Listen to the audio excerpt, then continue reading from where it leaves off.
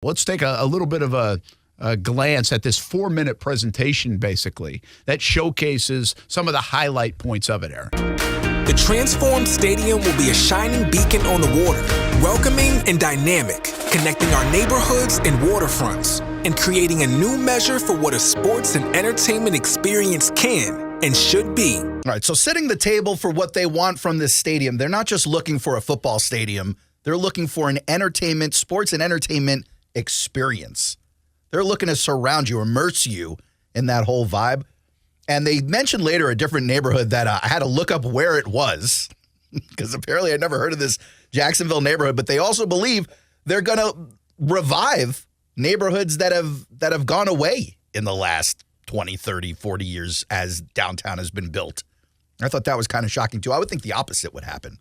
Well, you talking about out east? Yeah. Yeah, I think that's been a major focus point and concentration point of the Jags. I think that was part of the Lot J stuff, actually, too. Like, that's where that was born. It might not even been born there. But I think Shad Khan is invested in trying to do things out east and revitalize and rebuild. So I think that's where you hear that and see that. And so I think that's why they're also trying to punch that home. I think they know that's with those taxpayers, with those residents, it's like, okay, you can go build this Taj Mahal, but what about us? Yeah. Right? Well, I guess the point that it was just interesting to me. Out of all the things you're going to sell people in this city on that come with this stadium, the east side of Jacksonville going through a revival wouldn't have been the headline marquee, but it certainly was for the team that made the video. And believe me, there are no mistakes by that team in this video. This video has been poured over hundreds of times by the Jags and their team. They've done like dozens of drafts. Anyone who's ever done any of these presentations know for a regular presentation, you're doing dozens of drafts and rehearsals. You're poring over every word and color. So for a presentation where you're pitching multiple billions of dollars, you know you're going to have to go over it. Let's move on to cut 2, Case. Fans will enter through a tropical Floridian park into the Concourse, now raised 30 feet above ground level, providing unmatched views to the city and the water.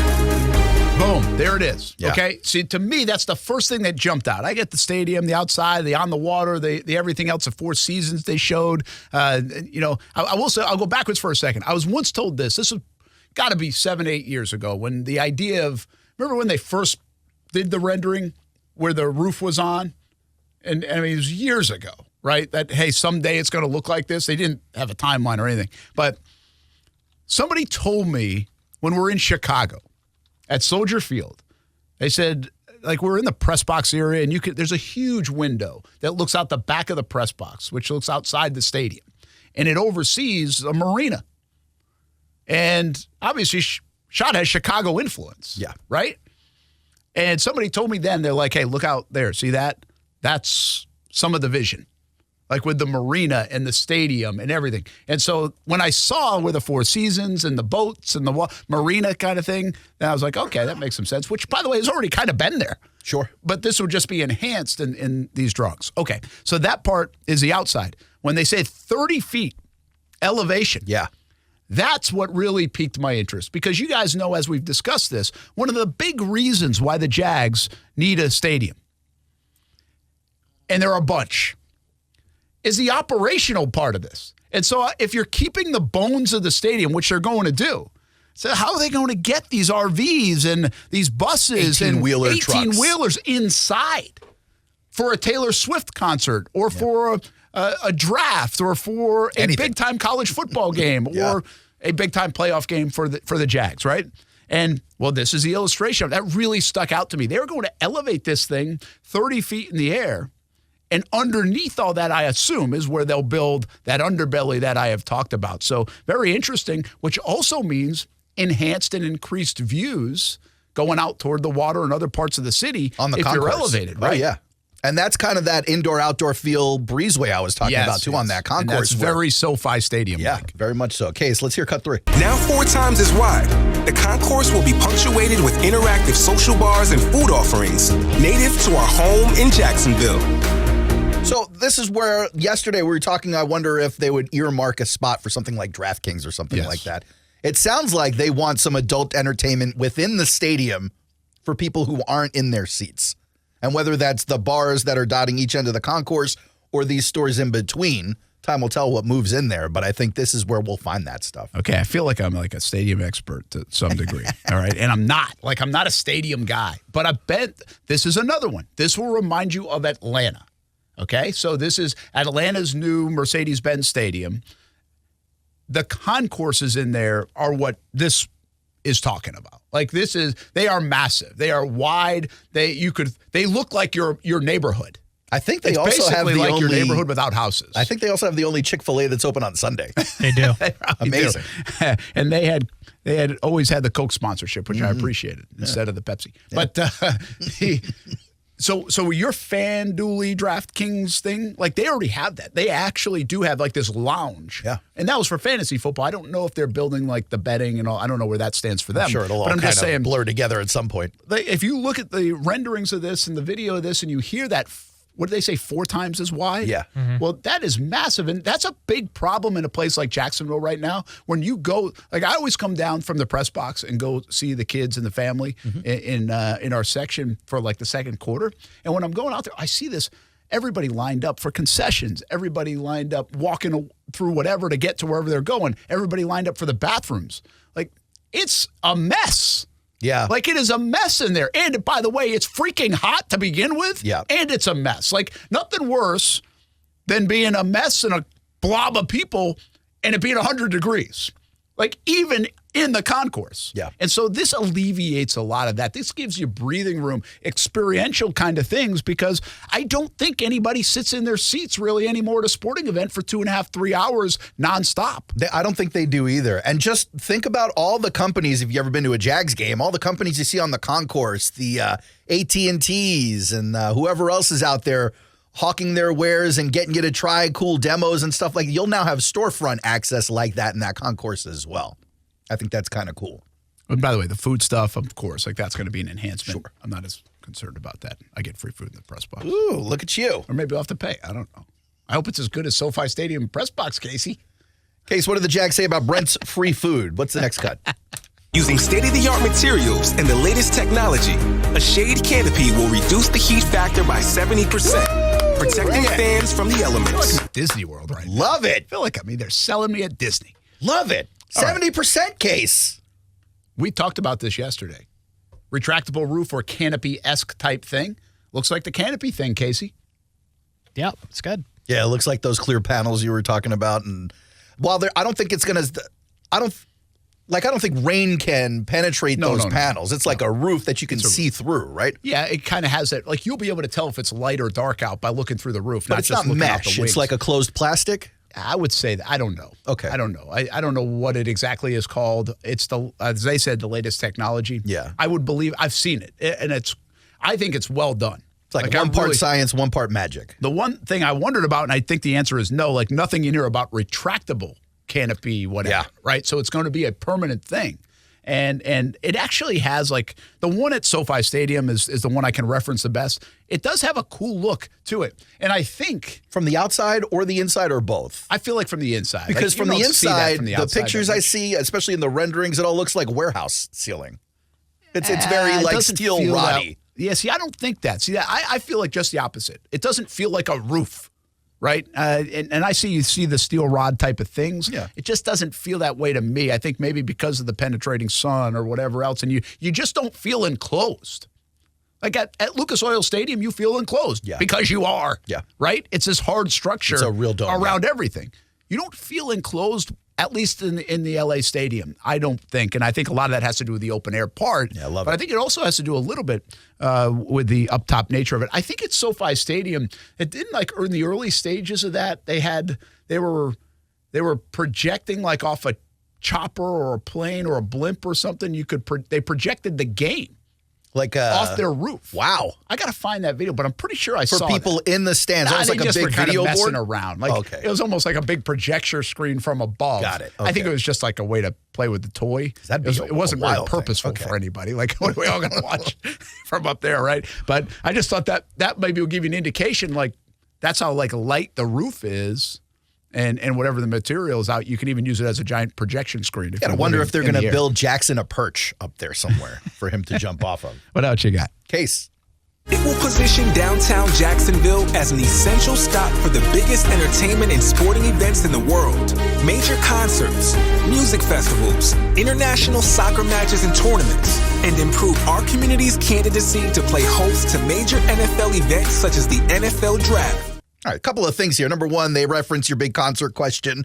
They feel like they found a way to fix the problem, and I think that is the major problem. The production companies trying to get in there, whether it's concerts or big television events. But they talk about some of the other events they want to bring in there, and not all of those are traditional events. But the one that caught my ear and a lot of other people's ears, Brent, I know it had to have caught yours. If you're going to start listing NFL events, like why the draft and not the Super Bowl? Yeah, they're not doing the Super Bowl. Like Ever? Well, no. I mean, if the stadium's not done towards the end of the decade, I would never say never, but definitely not. There's not even in their wish list. I have had many conversations over the last decade, especially early on in the decade, or in the tenure of Shad Khan, where that question used to get asked all the time. Right? It's like, Shad, how about Super Bowl? How about a Super Bowl? How about a Super Bowl?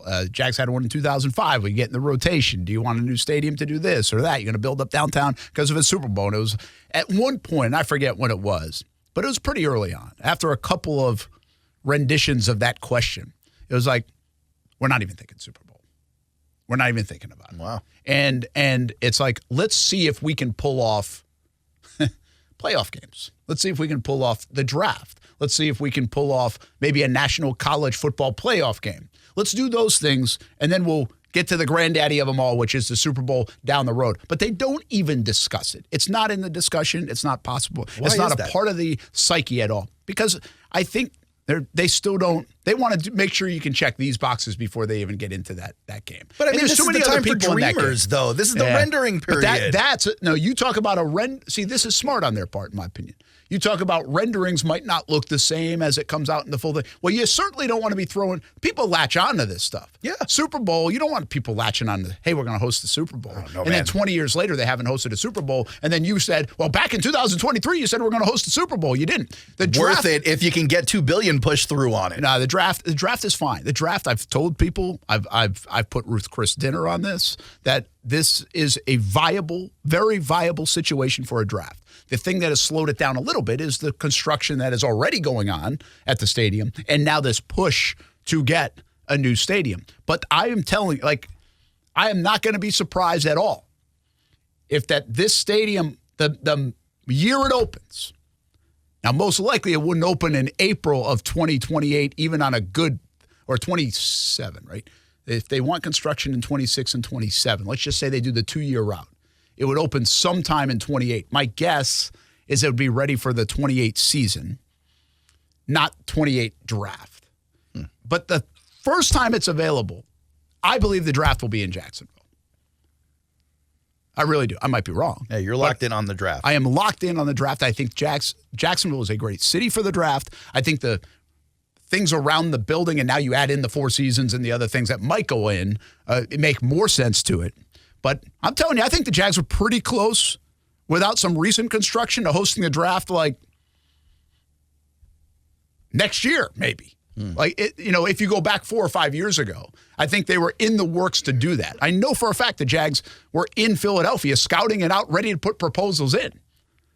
So that's where their mind was at. The draft is a real thing. And I think that's part of this. It was interesting that they put that in the presentation.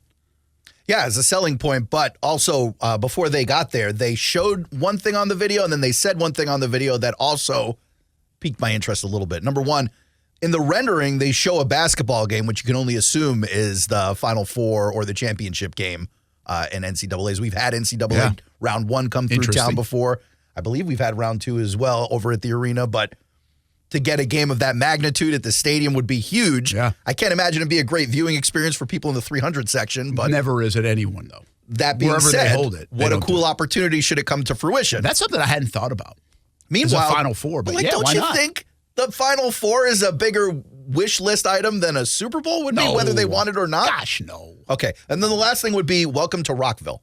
This is the country's biggest rock festival, born in this city. Take it back from Daytona. I mean, we gave it to them because we couldn't fit it at Met Park, but they were working with the Jags to throw like the day before if the Jags were going to be in camp for the December concert, they would do a concert. So the producers of the show, Denny Wimmer Productions and Shad Khan's Entertainment Group, they have a working relationship. Yeah. Bringing Rockville back here would bring a whole bunch of people back here as a tourist And the destination. Jags have had to put a lot of the concert stuff that they were already bringing. Remember, they brought the Rolling Stones in and stuff. Skinner played the stadium. They had to put a lot Motley of that Crue. stuff on hold because the Jags needed the facility to practice over the last couple of years while they built the Performance Center. Yeah. So they couldn't really put anything else in there. They'll get back in that game. Like, they are going to be back in that game probably before new stadium even gets played. But now if you look, if you start looking at let's go again to 2028, right? Taylor Swift doing a concert in 2028, it's coming to Jacksonville. Oh, you think so? Oh, yeah. No, I do. Like, I think, and I guess whatever, if you want to throw the word, Ben Becker hates when I throw economic impact out there, but what did Tampa just receive from having 3 nights of Taylor Swift? I did not see that number. Well, go look it up. It's something crazy. Like, way bigger than a football game. Yeah. Having Taylor Swift in town for 3 days. Yeah, I don't know that the new stadium would dictate her coming, only because artists of that magnitude like to do regional stops, and Florida's a difficult one because the state kind of dips down. You got to go through the state to get out of the state versus the way a lot of bands route, which is like in and out. But they're in the game with a new stadium. I buy that for sure. Right. For sure. Gillette Stadium has gotten in the game for all that stuff in the last 20 years because of, in many respects, their new stadium. They're in Fox. You talk about nowhere to go. I mean, they're in Foxborough, Massachusetts. Like, it's not next door to anything. I don't know if you've ever been there, but it's not next door to anything. Everyone and plays they get there, all though. the big players right there. Yeah. I do think it was smart by the Jags. Like, I wondered if we would see dollars and everything else. Now, there were some articles written yesterday. Yeah, people are looking into it. There's certainly some information out there because something they have to submit to the city of Jacksonville, which they submitted, I want to say once on like a first rendition on May 11th and then a second rendition on May 24th, I believe is what I saw. And so that's where a lot of the information that you're seeing, like around $2 billion for the sports district and the stadium. Now, we'll hear from Mark Lamping a little bit later on, but he clarifies like, well, the stadium part of it's like $1.3 billion, how that's going to be paid, negotiated, all this stuff. And so I do think it was smart by the Jags to get everybody kind of excited about a video. Like, look at all this cool stuff. That looks free right now. Yeah, and then by the way, Right. it's going to cost a lot of money. But no, it's probably a smart play. Of course, yeah. And the other thing they're doing are these 12 huddles, they're calling them. To inform the community. And this is where the Jags learned the best, right, and the most. This is what they learned from the Lot J stuff. And by the way, the Lot J was so close to happening, like a vote. How long ago was that? I want to say it was, what the heck year are we in? 23. So I guess it would be early 21. Okay. I want to say didn't know if it was- springtime of 21. I thought it might have been a little longer than okay. Oh, I don't think it was longer. I was thinking it might even been shorter. Because public sentiment. So 2 years ago, I want to say it was right around this time. Okay. Because when you go to these public-facing meetings, and usually it's politicians doing these meetings, talking about the bills they're either going to sign or want to sign, as community get-togethers, talk about what's happening in Washington, they get really contentious. Yeah. And so city council meetings are taking on that tone now with parental rights in school and stuff like that. You wonder if this goes a little sideways for the Jaguars at some point. Oh, I think there'll be some contention. Yeah. I mean, listen, there's enough wrong with the city of Jacksonville as well, right? In certain spots and areas, and what people are passionate about. Yeah. Not everybody's a sports fan. I think that's what it comes down That's to also, absolutely the right? truth, right? Like, I can't put my arms around it, but like, I get it. Like, But if you're a non-sports fan, there are some people, non-sports fans, like I don't delve into politics. Right. Right? And you'd be like, what do you mean? You don't even know who this is? Nope, don't pay attention to them. But if you're a non-sports fan and you see the sports folks getting $2 billion, you're like, what is going on?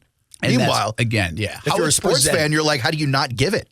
Yeah. You know, how do you tell the team to go away? You can't. So there's certainly that sentiment, right? There's certainly going to be that. And so there will be some contention about it. And again, in the city of Jacksonville, which is not perfect by any means. Sure. And so I get that part.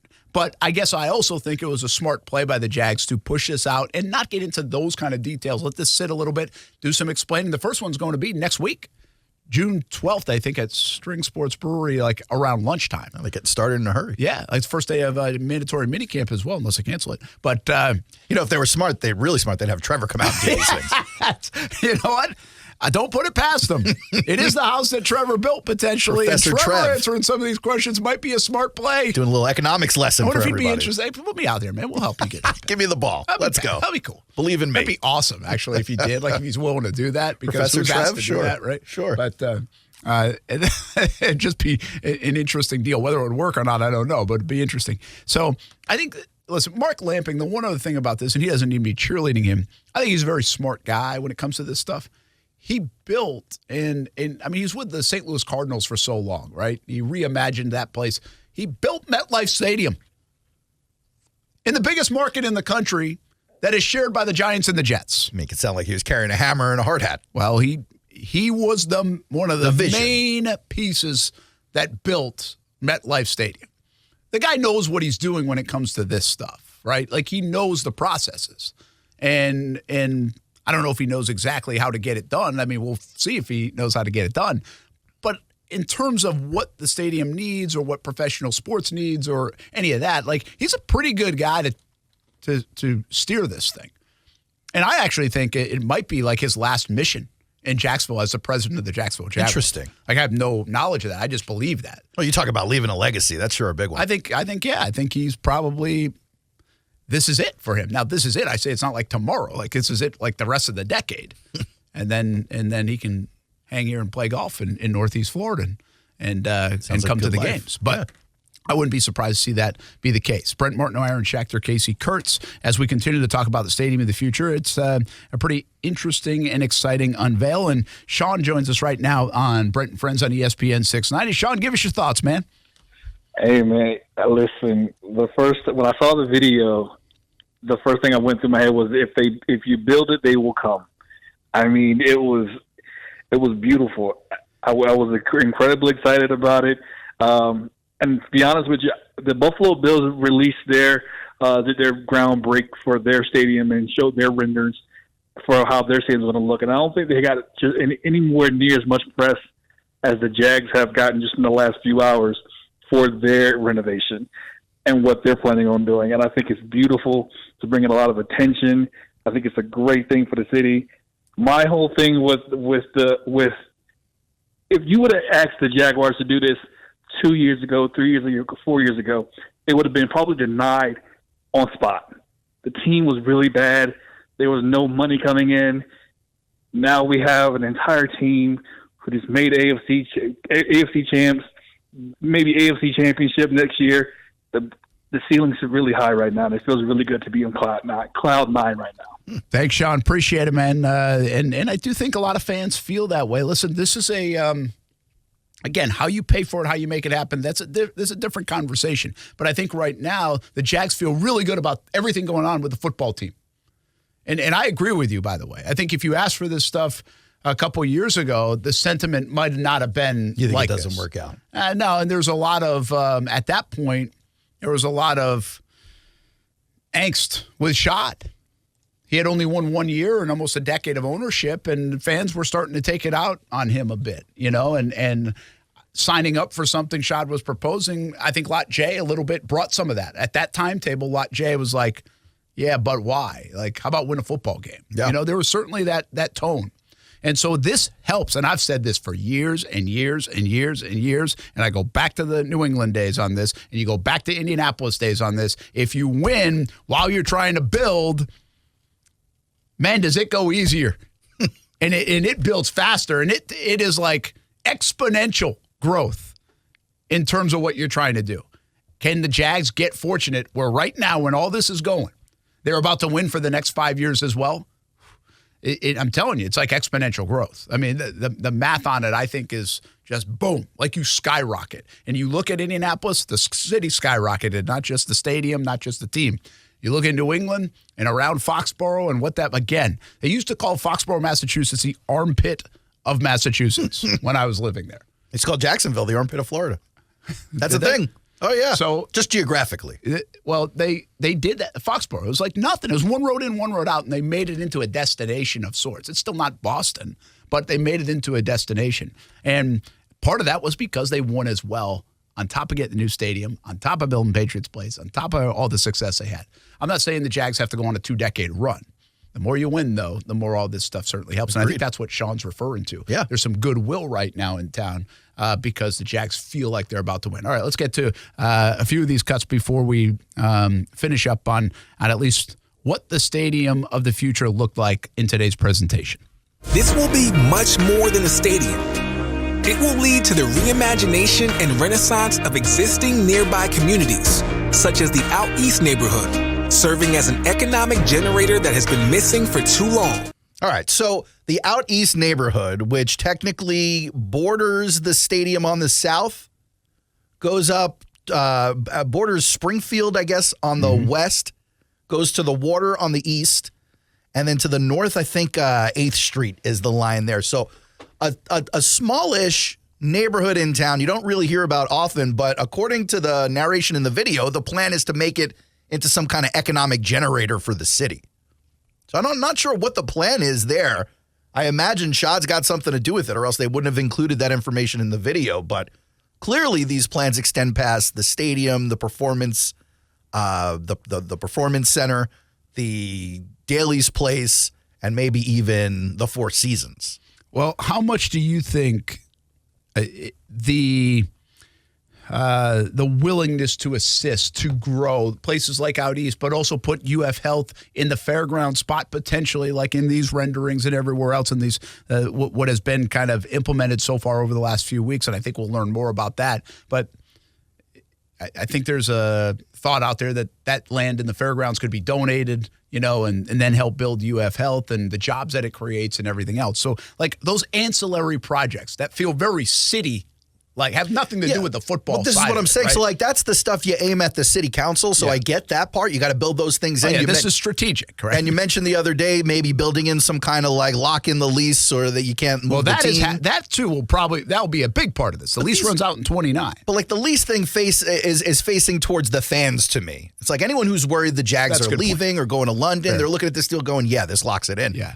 City council cares more about the fairgrounds, the UF deal. City council cares about that Out East neighborhood. I don't think like regular Jacksonville citizen, football fan or not, cares about that stuff in particular. Yeah, I think there is a divider, and that's my point. Like, this is very strategic in saying, okay, listen, as part of this is going to be built up too, right? Jobs are going to be created here. Here's where money goes here. And oh, by the way, we're not going anywhere for the next 25, 30 years, whatever that lease looks like. Next one, Casey, what do we have? It will help to redefine downtown Jacksonville as a place where business and higher education intersect, with the potential of a new University of Florida satellite campus on the fairground site. So you just mentioned this, but they mentioned a couple of weeks ago the deal with UF and Shad Khan possibly putting that in the fairgrounds when they cleared that out. And so looping that into the stadium presentation, I think, is smart on his part. Very strategy-oriented here, right? Yeah. And they didn't miss. Again, these are lessons learned, I think, in that Lot J stuff from a couple of years ago. Jags learned pretty fast. Last one, Casey. Welcome to the new home of live sports and entertainment in Jacksonville. It was always the Jags. It is and will always be Jacksonville. The heartstring there. And we will always be Duval. Okay, the only thing they missed on to me is the Duval was weak. Not only was it weak, it's clearly narrated by someone not from here. Yeah, I mean, why didn't they go? They did a great job of including it was always the Jags. Like, I was wondering, okay, are you going to put that on signage somewhere in there? Did I miss it out? This is the first view I'm thinking. And by the way, is like, Dewey going to get receipts on that? Like, is he catching royalties on it? Was always that's unfair. But yeah, they had the opportunity. Everything was good. Like, everything was good. Like, I didn't know. Whoa, where was it? Duval. You know what this is like? Boom. Yes. Exclamation That's point. what, and it should have been the whole crowd doing it. Yes. This is like hitting a walk-off home run to end the game, and even though it doesn't matter when you cross the plate, you still trip and fall on your face as you get to the very end. It's like, oh, it was so perfect. That's good. It's so at least it's better than perfect. not touching home plate. Yes. They just needed that one Casey, little thing. Why didn't you offer up a Duval for him? They didn't ask, my guy. Unfortunately, this is like the second or third time they've really fumbled. Remember a couple years ago when they did the hype video from the dude from Boston? Oh, Remember yeah. that? Yeah. That was awful. So, like, maybe kind you of... can't get it all right. Well, you get some of it right, figure out somebody they to did narrate get some the of it stuff. right. I mean, they got a lot of it right. Well, at least get the part that good. all of Jacksonville loves right. Like, get that part right. I was stunned that part didn't happen. You're right. Overall, though, I thought it was pretty Glenn good. in the chat says John Legend was the voice. Is that the case? I don't think that's the case. Oh, it's an LOL. Never mind. Faulty information.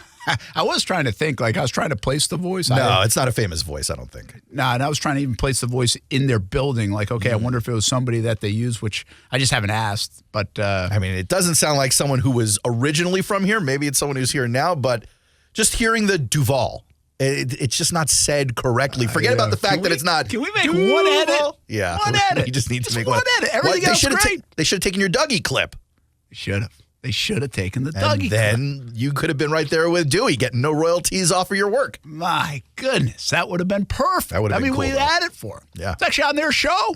That's true. It was on Jaguars All Access. Give Lamping a call. Say, hey, I got a little edit for the video. Should make this for the huddles going forward over the next 12 Maybe visits. a little bit late for the initial push, but I think we got something that could add to this right here. One little thing. In return for a Brent Martineau parking spot. I don't care about the parking. What? Okay, the parking spot's good. Give it to me or Casey. How much are those suites going to cost? I'll go to games now that they got the 70% heat taken down. Come on. We'll be back. Brent and Friends on ESPN 690. Keep letting us know what you think about the Stadium of the Future, 904-362-9901, or we'll keep interacting on the social media platforms as well, as we always do, right here on ESPN 690.